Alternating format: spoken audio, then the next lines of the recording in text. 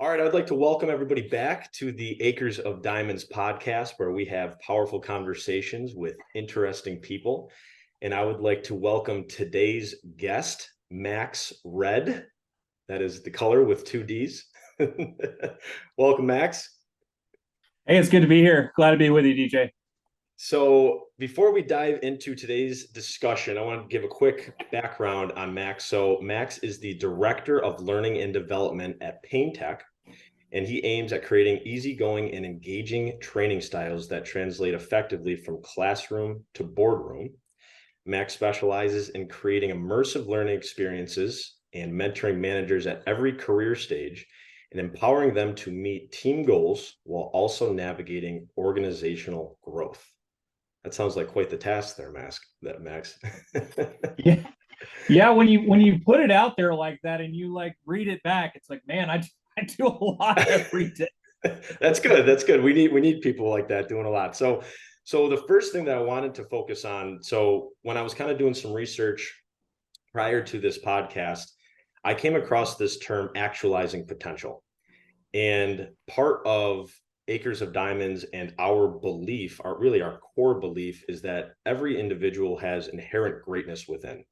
And sometimes that greatness gets covered up by fear, anxiety, stress, and it's very easily covered up today. And so we aim to help people actualize their potential. So when I saw that, I was like, there we go. There's a great common thread, right? So I think a great place for us to start is to first define the terms of what does it mean to actually actualize someone's potential, and what can leaders do to help their teammates and their employees actualize their potential?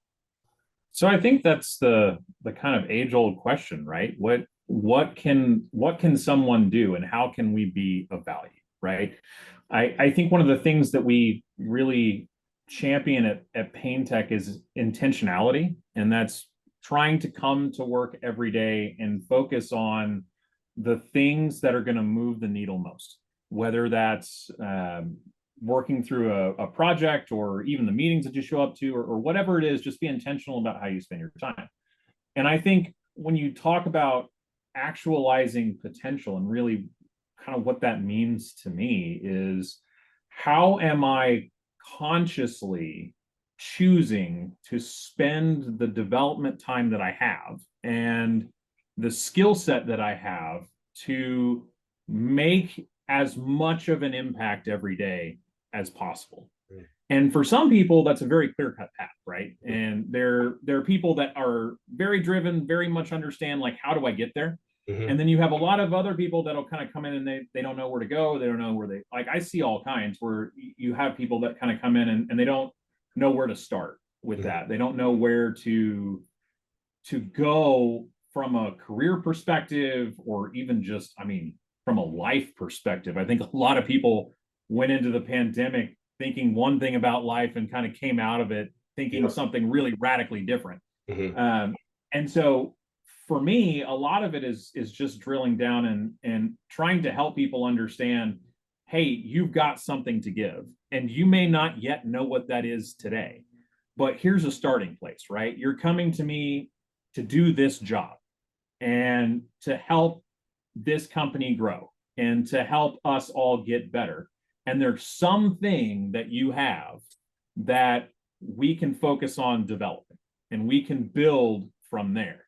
And if we take a couple of steps forward every day, every week, every month, whatever we choose for that metric to be, and we can see ourselves getting a little bit better, maybe we find that potential along the way. Maybe we find that course as we go and just start. And I think that's where a lot of people struggle, is like, how do I even just start?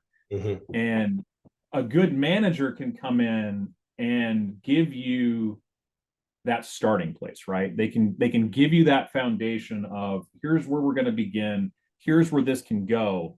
I'm going to walk with you side by side and get you to a place where you can find performance, where you can build value, where you can find something that you feel really good at and feel really good about what you do. So I love what you just said there about helping people find what they can give. Yeah, right, because I think that's when we give things, we feel strong, right, and then we feel valued. Now, do you believe that we all have something that we can give that we just don't know we can give yet? sure. I think that there's lots of untapped potential in the world, right? Mhm. And I think that for a lot of people, they get shoehorned. And I see this in lots of different places, but I see it specifically with people that I've worked with in the past. And I I love it when people get the opportunity to try something different. Mhm. And I will tell you, I have an instructional designer that works with me today who used to work with me in a very different environment. Mhm. We both were working at Evra Health in the behavioral health department during the pandemic. That was fun. Wow. Uh, community health during the pandemic was awesome. And this person who worked with me was somebody who, when we hired her to be a patient care coordinator. Mhm. And that's kind of an appointment setting job. It's helping patients to kind of get connected to behavioral health services, to navigate that system a little bit and to make sure that they got care, right? Mhm. But when I was looking at what she was doing a lot of teaching with Mhm. patients and a lot of helping to educate what was going on. And I'm like, you're in the wrong job. Mhm. You're not somebody who should be sitting on the phone doing call center work all day. Like you belong in learning and development. Mhm. And so when I left Evra and I moved over to PainTEQ, one of my first things I did was I hired that person. And she is one of, and with no experience doing this kind of work before, Mhm. she is one of the best instructional designers I've ever seen. She's got a natural gift for it. She's got natural talent for it. She sees what needs to be done with a little bit of guidance on like the structure and function and kind of the technical stuff, right? Um, she's killing it. Like she's killing it. And it's put her in a totally different career path than she never even thought about. Yeah. So yeah, everybody has untapped potential. If you can go from call center behavioral health to learning and development, you can do anything. That's a Yeah. big jump going from one of those places to the other. That's a great example too, I think, of also realizing that sometimes we might not see our Yeah. potential, right? And we might need somebody else outside of our own awareness to actually say, hey, you're actually really good at this, or have you ever thought of doing this? And I can think of stories in my life where maybe I didn't believe in myself in a certain category.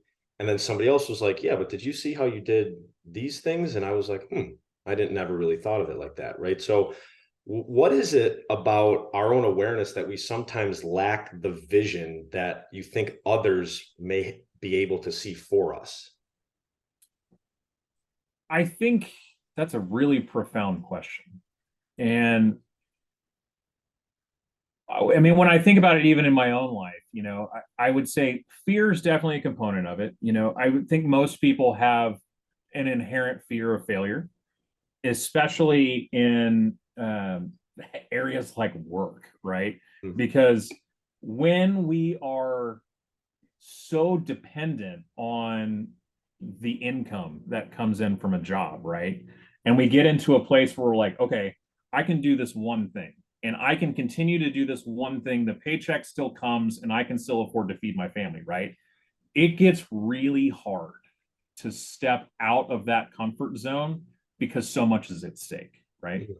Wow. And so I think fear of failure, especially as you age, increases because the stakes get so much higher. Mhm. When you've got kids at home Mhm.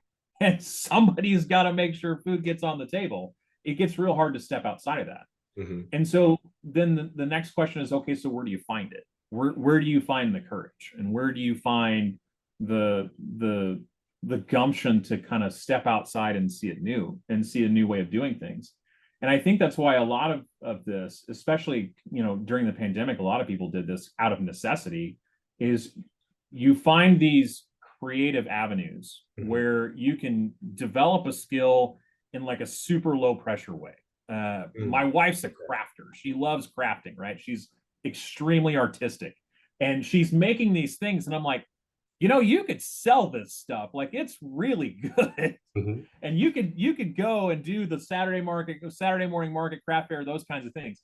And so, and I see the kind of light in her eyes happen when she says that. And it's not something you should ever want to do. She'd like, yeah, but then it feels like work and I don't want to do it anymore. But I think for lots of people, there are these low pressure ways where you can play and you can experiment and you can try on that new hat of yourself, right?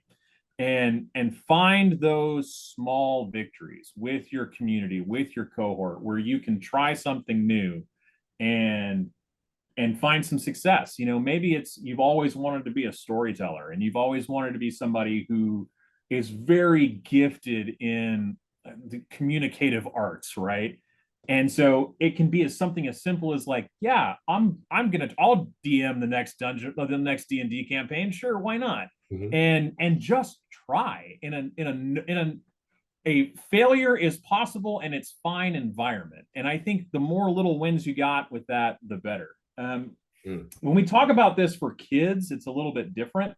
Um, I spent a long time doing training on adverse childhood experiences, and the resiliency component to that is kind of the Mhm. shield to how you deal with aces, And I think that we spend a lot of time talking about how we build resiliency in children and the kind of the guardrails and the safety, the safety factor that we can put into that to help kids to try and to win and to succeed and to grow themselves personally. And then that stops in Mm. adulthood because we're getting really good at providing resiliency for children. Where we are not super great today is doing it for adults. And I think that programs like what you're doing and there's lots of things out there that are trying to address what is a critical shortfall of resilience in America. Um, because that fear to fail thing is so strong. Like it really is. It's a visceral feeling if you talk to people about it. It really is, and I really agree with everything you just said there, and thank you for wrapping it into the resiliency because as you were going through that, I'm like, this is resiliency, right? Mhm. This is it, and what you said about a low pressure way to play, that's a really interesting thing to think about, where it's almost like testing the waters. Right. It's like if I was to do this, what's the amount of resilience that would actually be needed for me to be ridiculously successful in this area, right? And I think I love the idea of, hey, failure is possible, right? Failure is completely, like when people always say failure is not an option, I'm like, yeah, Yeah, it's it is. always an option, right? Of Like, course it is. right? I think it just comes down to what are you labeling as a failure, right? I think along our journeys to whether it's you want to be successful or more resilient, we might succeed once, yet we failed 1,000 times, right? And then we might be categorized as, oh, they are resilient now. Well, yeah, you didn't see me when I failed 999 times, and then in the thousandth, Right. it finally worked, right? You didn't see It's that that. light bulb thing, right? Exactly, right? Thomas Right? Edison, said he never failed once. He just found 1,000 ways to not invent a light bulb. Right? Which, and so that sounds Reframing. right. It's reframing the idea or the relationship with failure, right? Where failure is part of the experience, right? And like I always say, you can't know hot without cold. You can't know success without Yeah. failure, right? So we kind of need these things in order to build that resilience moving forward. And what I'm curious about too, Max, is when we talk about resilience, what does it look like from a team operating standard? Like, how does a resilient team operate? That's that's like the golden question, really. I mean, I think that's what managers are striving for is how can I craft a team that has the ability to overcome challenge, Mhm. right? I kind of have this thing on my team. I always say it's fail fast, right? Mhm. Like we know that we're going to build a whole bunch of new stuff. We know that people are going to have some very critical feedback on it because they have very strong ideas about what the training or what the widget should look like, right? And those ideas are not always going to be aligned. And sometimes we're going to come at this and we're going to have to blow this up and say, hey, we got to try again. We got to start over, because where we thought the objective was is not really what the objective is anymore. And sometimes that's on us, right? Sometimes that's we didn't do a good enough job in discovery. We didn't do a good enough job asking the right questions for what good looks like. And other times it's because the business changed or the needs change. And so how do you as a manager keep your team engaged through what can be a very contentious product, right? Because nobody likes to hear their work sucks. Mm-hmm. And nobody likes to hear that that thing that they just spent hours and days and weeks and months isn't good enough. Mm-hmm. And I think how you craft that resiliency in your team is you have to couch everything as a learning experience. You have to couch everything as there is this thing that we're going to learn from this. And it may cost us the project to learn it, and we may have to start over. But the end result of the product is going to be much better because we tried to do it this way and it didn't work out. And as I'm fine as a manager, I'm fine with failure. I am fine with falling on the sword and saying, hey, this due date that we have, we're going to miss it, and here's why. As long as there is some thing of value that we can show for the time that we have. And I mean, I'll be honest, there are things that we've worked on that we just had to throw in the trash and just say, this is not going to work. And it's not going to work for these reasons. But you know what? My team's better at using the tools. My team's better at using the tools. We got a lot of experience with the things that are in the processes that are in the organization that we're going to need to be successful next time. Let's start this over. Let's run this back and try again. And I think we get in this thing in business where everything feels like the end of the earth, right? Like there's this thing that's due, and it's due on Friday, and it's the end of the earth if it doesn't happen on Friday. And sometimes like it kind of can be company wise. Like sometimes you pull the 3-night all-nighter and you just do, and you go and you make it happen. But most things that we do, like people will give you more grace than you realize they will if the product you're going to present to them is going to be better. And so that's where that fail fast idea comes into it. I build in failure time to my due dates for my team. Like I build in time for them to screw up and have to start over because the things that we're doing are not things that exist today. I have to expect that if I ask you to do something that's never been done before in the history of the universe, like you're going to mess it up and we're going to learn some things and have to start over. And it would be managerial negligence for me not to do that. That's setting them up for failure. And that's something I won't abide by. So I love the idea of understanding what we perceive as, oh my gosh, this is the end of the earth if we do not get this by this time. And there's this saying that I have been living a lot of my life by recently because I've been seeing it come up not only in my own awareness, yet I can see how it is applying to others as well. And that saying is we suffer more in imagination than we do in reality. Ooh, good one. Right? Like to your good one. There's some stoic wisdom for you right there.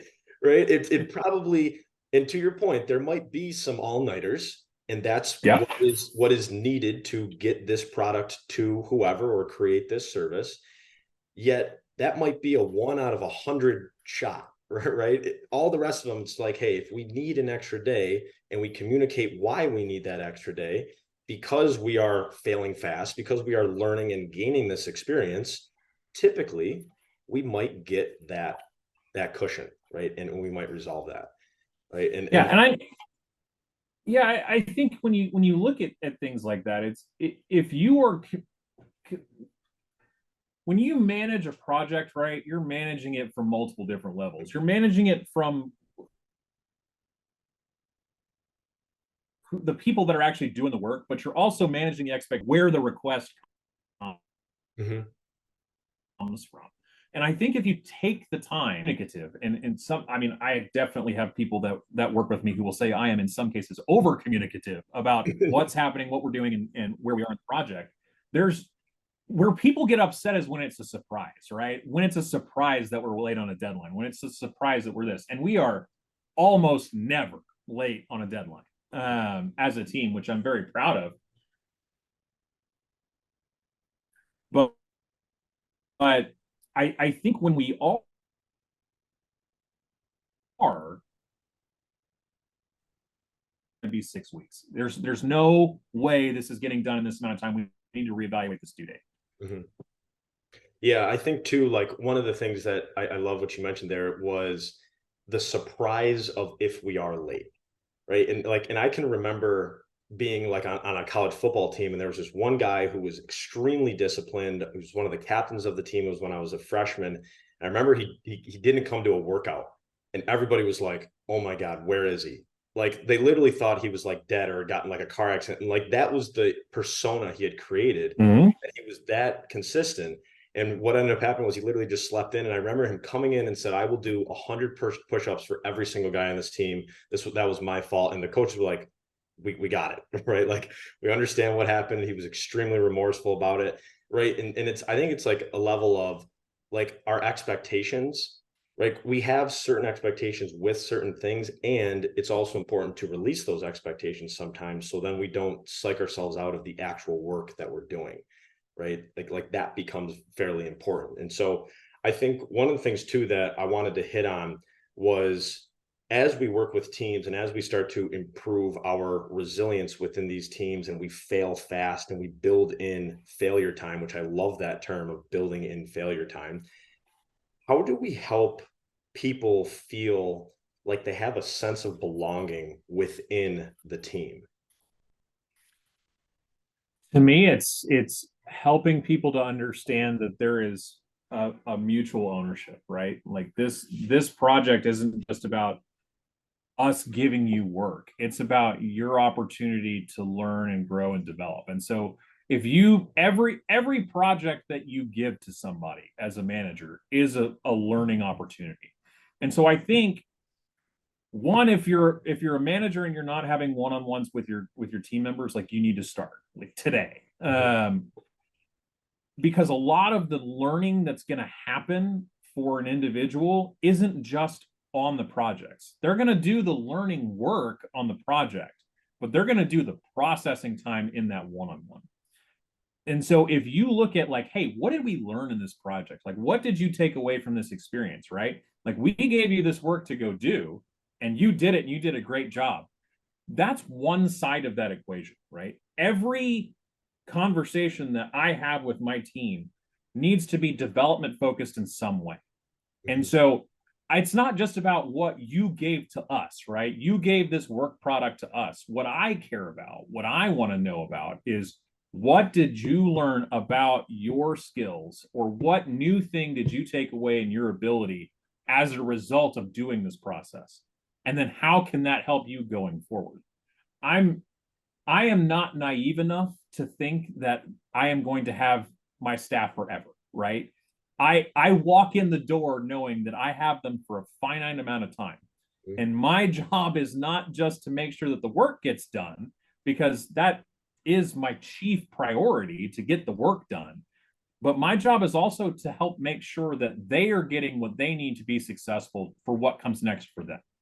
And I think if you foster that kind of team where I, as your manager, know that this is not the last stop on the road for you. And part of what we do every day is make sure that you have the skills, the knowledge, the experience to go to what that next level on the career ladder is for you. And we're pushing towards that direction, then you feel that sense of belonging that you're after, because you feel like you've got somebody that hears you, that sees you, that understands what your goals are, and is trying to align your goals with what the company needs. Because if I know somebody wants to be a lead instructional designer, that means I have to give them, as their manager, some opportunity to lead something. They need that. And then they need feedback from me about what they did well, where they can improve. And then I need to give them the opportunity to do it again. And if they are seeing that those skills are developing, and we're talking about how those skills are developing, it gets real hard to lead that team, even though they want to take that next step. So while I may not keep them forever, I bet you I keep them for longer. Well, and I think at that point too, you're playing into their human desire to be seen, heard, and understood, Yeah, right? When if somebody says, "Hey, what do you want to do to be a part of this team?" That's a very powerful question to ask because you are essentially giving them the right to express their interest and basically say, "Here's how I want to be successful individually, and here's how I want to help the team be successful collectively." And I think it also makes me think of the term leaders don't create followers, leaders create more leaders, right? hopefully, right? Like that's Hopefully the goal. that's our goal, right? That's our goal. Like a good leader, right, creates more leaders. And I think the way you described it is the behavior that is required for our employees, our teammates, who might not necessarily be the leader of the group. They will grow into their own areas of leadership or their own areas of growth in their own journey based upon the way that the leader interacts with them, right? And I think, Yeah, yeah, that's a I very I I I think it's very important, right? And I think we get in this concept, this idea that leadership is a job title, and it's not. I mean, you have lots of people. I talked about my wife earlier. I'll talk about her again. Like my wife has no desire to lead people. Like she has no desire to have direct reports ever in her life. If she can never do it, it's great. But I guarantee you that people in her organization think that she is a leader because she is. She's extremely gifted. She, as a communicator, she's probably the best educator I've ever met, which says a lot. And she's extremely competent at what she does. She leads her role and she leads her projects and make sure that things get done, that milestones are met, that the support that is required in her role happens. Mhm. And it's not about having people reporting to you. It's about what are you doing to push the initiatives forward. It's about what are you doing to take ownership of your own personal development. It's what are you doing to get better every time. Those are all factors of leadership that's not bound by title. Mhm. And the kind of question that you're the thing that you brought up earlier um, made me really think about even in the interview process about what do you want to do? How do you want to help this company? And how can this company help you? I think if you're not asking those sort of bi-directional questions, right? Like where it's yes, like we want to know what you can do for us, but also like what does this job do for you? What does this job do to move you along that career pathway? And if it does nothing, we shouldn't be having this conversation. And it's an opportunity to lead that person, even though they may be a great candidate, they may not be a right fit for that organization because it's not you're not aligned with what's happening for them personally, where they want to go professionally. If I don't have that to give, I don't want them to work with me because I'm not going to do anything for them. Like, yeah, I might be a nice ride along the way, and they'll get some enjoyment and they'll learn a few things. But if it's not a job that's going to move them to where they want to be professionally, or at least help them find out what that is if they don't know, because a lot of people don't, Mhm. then there is functionally no reason for me to hire you because Yeah. it's not going to be a mutually beneficial relationship.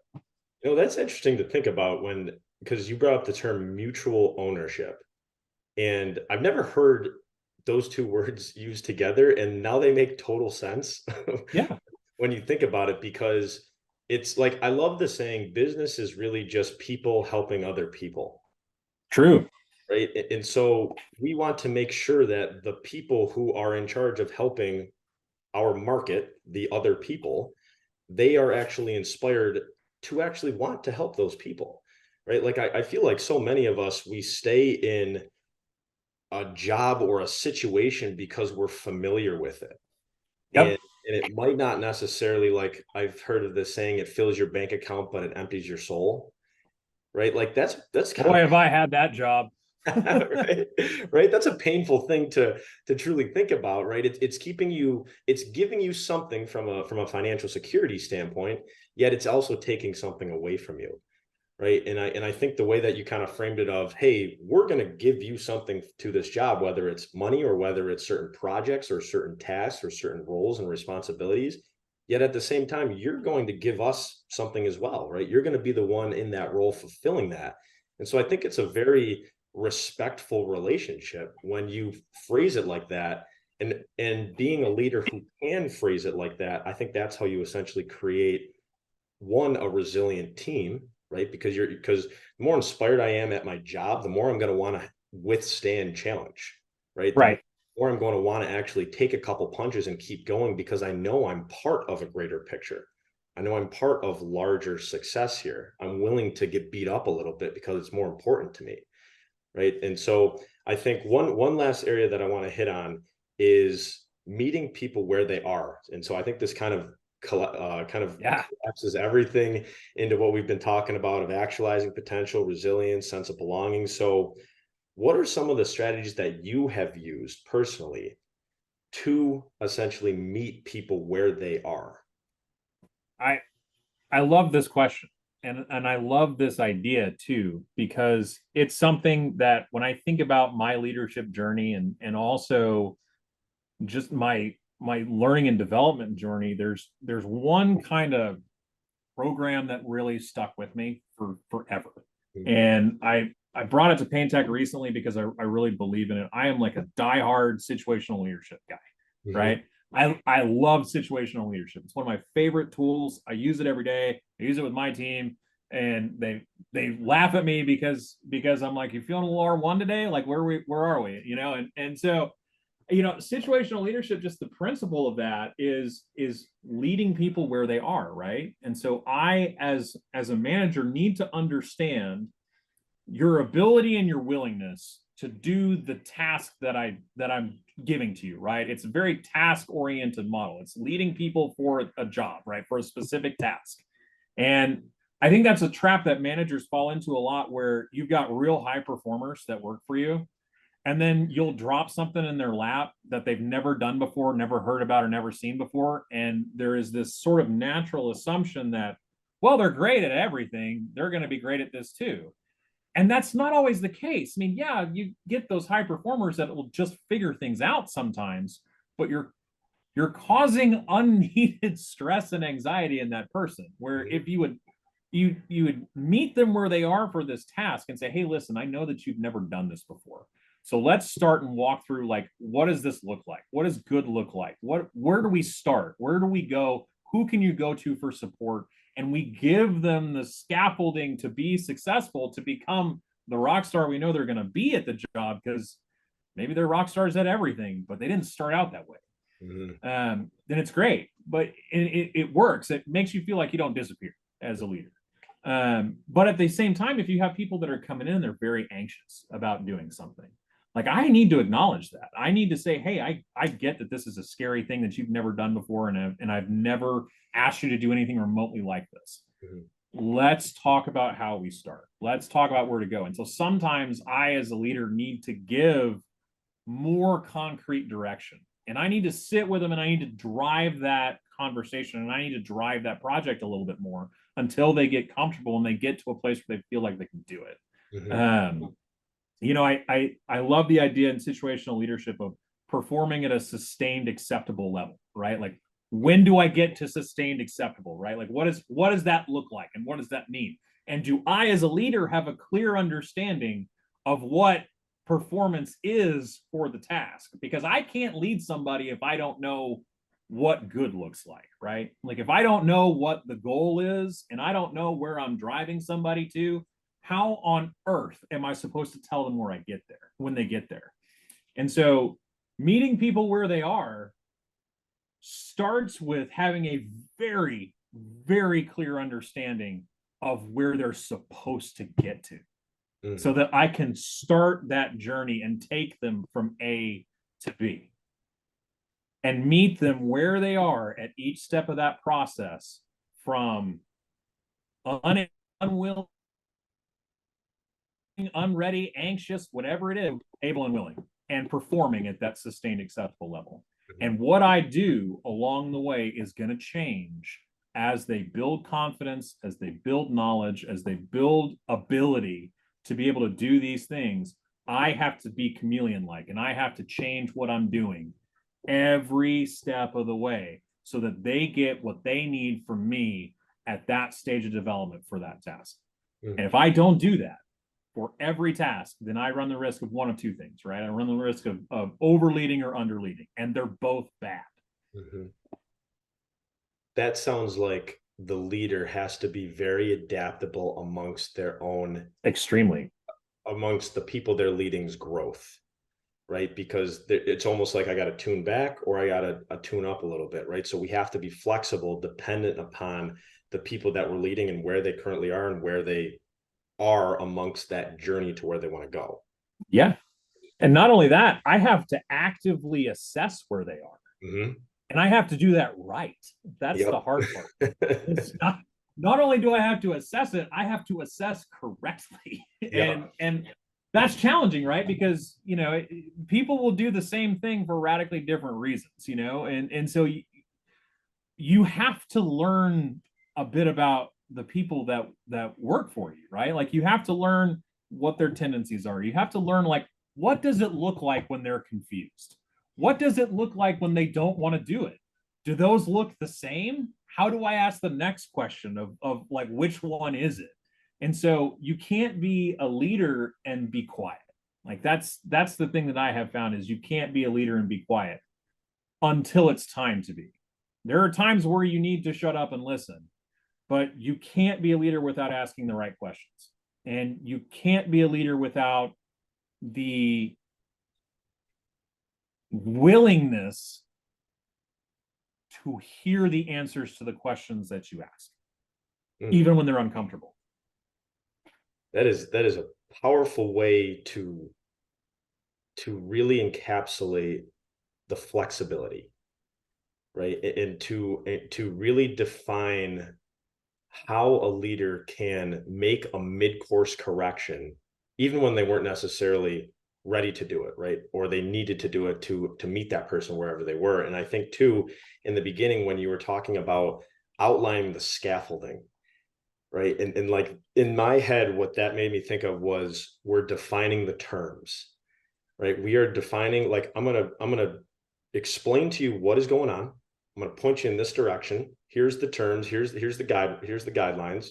The rest, I'm going to let you kind of work out. And if you get too off course, right, I'm going to ask you some more questions. That's going to kind of get you back on course, right? And this is going to be, to kind of our last one, a mutual ownership amongst our own development together, right, within this relationship. And I think too, I love the idea of where are they supposed to get to, right? So where are they right now? And where is the expected destination, and what does that journey essentially look like, right? Where are they going? And so I absolutely love that idea, and I love that frame of leadership. I think that is a very emotionally intelligent way to lead. And if you are a leader, please take that advice, because I think that will be extremely beneficial in whoever you're leading, because it's allowing people to be seen, heard, and understood.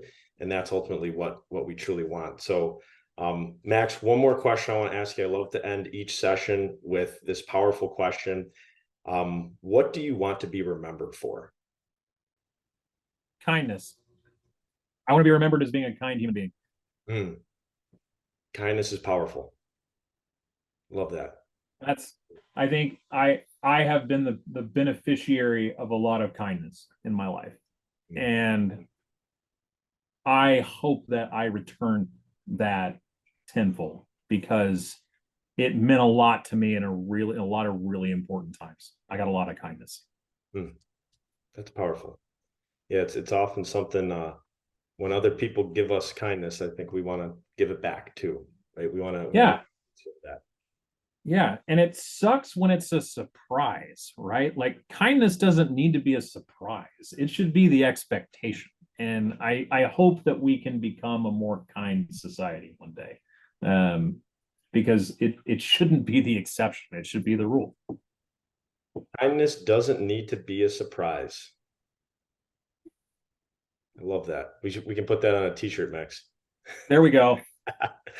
Well, Max, I want to say thank you so much for your time today. We covered a lot. For anybody who's listening, a quick recap: we talked about actualizing potential. We talked about failure is possible and to fail fast. We talked about resiliency. We talked about creating low pressure scenarios and low pressure ways to play in order to test the resiliency. We talked about a sense of belonging and how we can have a mutual ownership between the leader and the employees and teammates, and create guidelines and terms in order to get from where we are to where we want to go collectively. And in order to truly meet people where they are, understanding who they are, understanding where they are, understanding where they want to go, understanding what those guidelines are, kind of similar to the sense of belonging as well. And what do you want to be remembered for? Kindness. Kindness does not need to be a surprise. Max, Red, thank you so much for your time today. Truly appreciate it. And thank you so much for being on the show. My absolute pleasure, DJ. Thanks for having me, man. You're welcome. And for everybody listening, thank you so much for tuning into this episode of the Acres of Diamonds podcast, where we have powerful conversations with interesting people. Until next time, have a great couple weeks, and we'll talk to you guys soon.